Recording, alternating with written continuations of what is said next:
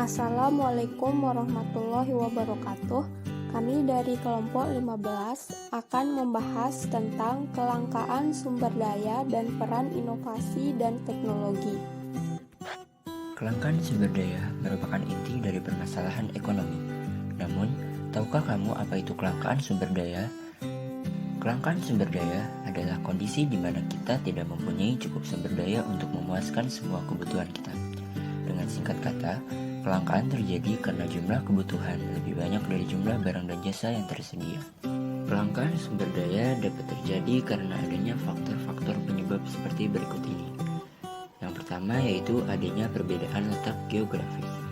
Sumber daya alam biasanya tersebar tidak merata di setiap daerah. Ada daerah yang sangat subur, ada daerah yang kaya akan bahan tambang, dan ada pula daerah yang sangat gersang dan kekurangan air. Perbedaan ini menyebabkan sumber daya menjadi langka dan terbatas. Faktor yang kedua yaitu adanya pertambahan jumlah penduduk. Pertambahan jumlah penduduk selalu lebih cepat dibandingkan dengan pertumbuhan produksi barang dan jasa. Hal ini telah diamati oleh seorang ekonom, Thomas Herbert Malthus. Menurutnya, jumlah manusia tumbuh mengikuti deret ukur, yaitu 1, 2, 4, 8, 16, dan seterusnya. Sementara jumlah produksi hanya tumbuh mengikuti deret hitung, yaitu 1, 2, 3, 4, 5, dan seterusnya. Faktor yang ketiga yaitu keterbatasan kemampuan produksi. Kemampuan produksi didukung oleh faktor-faktor produksi yang digunakan. Selain itu, keterbatasan produksi juga ditentukan karena perkembangan teknologi yang tidak sama. Keterbatasan produksi menyebabkan penawaran tetap, sedangkan permintaan barang tersebut tinggi, sehingga selain menyebabkan kelangkaan, juga dapat menyebabkan inflasi permintaan. Faktor yang keempat, tidak ada pengganti atau substitusi yang efektif.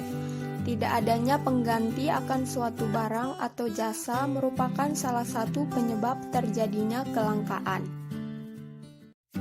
Contoh kelangkaan yang dapat diatasi dengan inovasi dan teknologi. Penggunaan batu bara sebagai bahan bakar pembangkit listrik saat ini semakin langka.